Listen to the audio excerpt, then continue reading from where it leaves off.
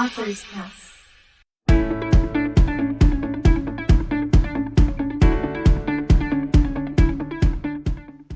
Hi everyone, my name is Nicole Richardson and I'm from Authors Press. Today is September 23rd, 2021, and I am gathered here today with Carolyn Foster, the author of Easy 8, The Big Event. Why don't you tell us a little bit about yourself, Carolyn? I am a retired postal worker. I live in rural Oklahoma, have lived here for many, many years. And my husband and I have a few cattle that we raise here. And I just love the bull riding, and that's the reason I started with writing the book. So your inspiration for writing it was the rodeos, you said? Yes, rodeos and bull riding. I've never been to a rodeo myself, so I think they're interesting when I see them. Yes, they are. Could you tell us a little bit about your book, too? The book is about bull riding, and that's an event that has been around for many years, but it's a little known sport in today's world. And I just thought it would be very interesting to write about something that is different. It's a different type of sport. And I wanted to add a little twist by telling the story from the bull's point of view and showcasing their unique personalities. I also really like that your background of your room matches the aura of the book. I think that's really, really nice. Thank you. So for our first question, did you learn anything when you were writing this book? Yes, I did about the book publishing side of it. When you write a story, it's just words on paper. It doesn't really mean anything until you see the book in print and the illustrations, and it just brings the book to life. I agree with you. I think it does bring it to life once you see it printed in front of you and ready, and somebody else holding your book. Yes. That brings us to our next question. How do you feel seeing someone else hold your book? Oh, I just love it. I just hope all the kids love it too.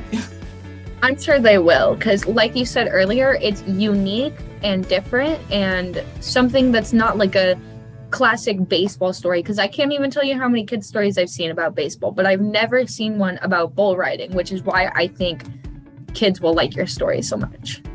I hope so. How old were you when you wrote your first book?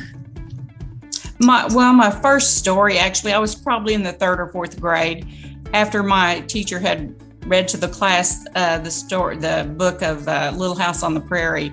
And after that, I just loved the book, and I just thought, I would just love to write my own story. So you didn't? No. No? No, well, I didn't have anything published, but I did write a few little stories. Well, you don't have to be published to be a writer. This is true. That's a common misconception. A lot of people think you have to be published to be a writer, but that just means you're a published author. Yeah, it's true. As a child, did you know you wanted to be a writer when you grew up? No, not really. I didn't really have the drive to do it until after I, retired and could actually not think about surviving, in the real world. So yes, just as I got older, I decided I'd like to try it. What was the highlight of writing this book? Just to see, how I wanted to make it really funny for the kids, and some of the kids that I have personally talked to that's read it just love it. And I think that's the biggest compliment.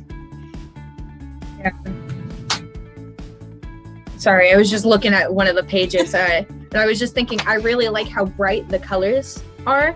Yes. Did you illustrate this?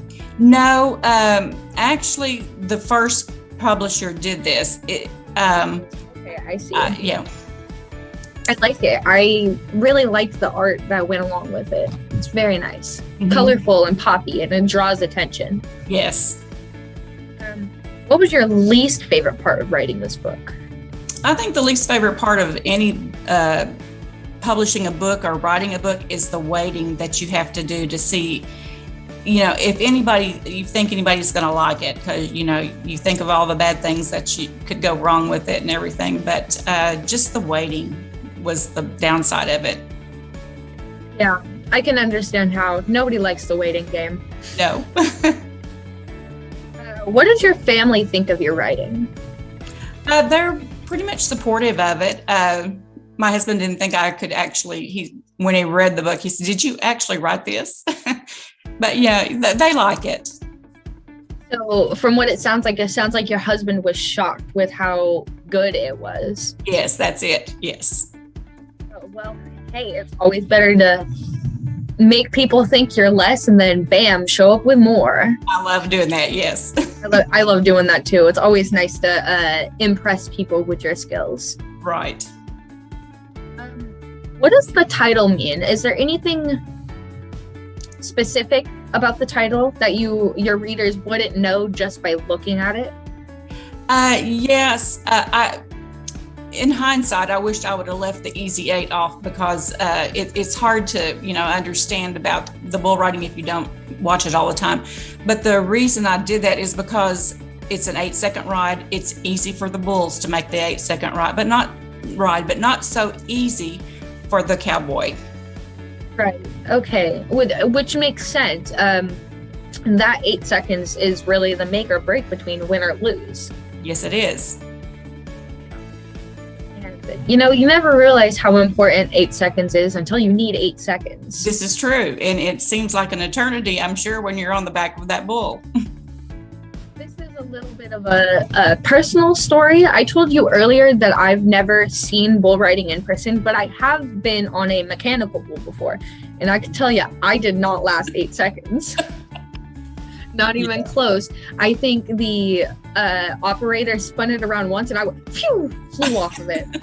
I mean, it was hilarious, but not easy. I was like, oh, all I got to do is hold on to this rope for 8 seconds. I can do this. And he spun me around and I was off, gone. Yes. And I'm sure it's so much harder on a real bull because you never know what they're going to do. Right. They're not a mechanical, so it's not just spinning in circles and teetering up and down. Like, they're jumping and running and angry, I'm sure. Some are, but some aren't. They are bred to do this, and they are started at young calves being trained to actually be a bucking bull. And you'd be surprised. You could tell when you see it at the event in person, you can tell which ones really love it because they have that attitude and they make that victory lap after the ride. I think that's a common misconception, is that people think the bull is always angry, because I just assume the bull is always angry because they always look angry. Mm-hmm. But it does make sense that they would be eager to please for it if they're trained to do it. Like, oh, I can show my master, I can do this. Yeah, I'm cool. Yeah, I would see that. If you ever get a chance to see a bull riding event, go, and you can go behind the pens and look at them and see how calm they are. And most of them, are really easy to get along with. I've just got a couple more questions for you before we wrap this up. How long did it take you to write this book? I would say about 6 months, because I would write it and then start over again and then add some, change some. So finally, about 6 months, I was satisfied with it. I mean, that's not long compared to other authors that I've interviewed said it took them like 10 years to write the book. Yes. So when I put it in perspective like that, it makes me think like, wow, you created this and you created it kind of fast. Well, yeah, I mean, it just kind of comes and goes, I think when writing strikes and you get the urge to write, to just take it, because like I said earlier, you never know if it's going to take you 6 months or 10 years. This is true. How do you handle literary criticism? I try to take it in stride, because I know that I'm not perfect, and there's a lot of different ways you can write different stories. And what's right for one may not be right for another. So I try to take all of that, in perspective. Right, which is what you have to do as a writer, because, as you said, it's not bull riding might be very boring to one person, whereas to another, it might be their whole world. Yes. Goodness, I lost my train of thought. I'm sorry. I've just got a couple more questions for you before we wrap this up. Where can readers find out more about you and your book? On my website, and it's carolynfoster.com. I do spell Carolyn with 2 R's. And you can see my blog, and my books for sale is on that website.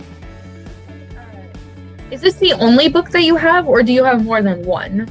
Well, this is the only one I have right now that's on the market. I do have another one that I have written before this one, but it's not on the market at this time. You can buy it on Amazon, but it's just there. I think there would be used books, which would be fine. Right. Used books are still good books. In my opinion, I think used books are better because the pages aren't perfectly flat, and it's like when you flip through them, you can feel the memories from the past reader. That's why I like used books. Yes. How do you feel about working with Authors Press? Oh, I'm real happy with them because they are doing the marketing on this book. They didn't publish the book; they're just doing the marketing, and I think that they're taking my book to different levels where it's never gone before. And I have high hopes that it's going to do well. I agree with you. I think that it's going to do very well too because I mentioned it earlier. It's unique and it's different, and it's eye-catching. When you see it on the shelf, just walking past the bookshelf, it catches my eye. So yeah, that's what I was hoping for. Is the bright colors and the big bold font. I think it's very eye-catching, and I think that they say you're not supposed to judge a book by its cover, but if I were to judge this book by its cover, I would grab it off the shelf. Okay. That's good to know. Yeah. So, because like I said, I know you're not supposed to judge a book by its cover, but I always do. Mm-hmm. Yes, I do too.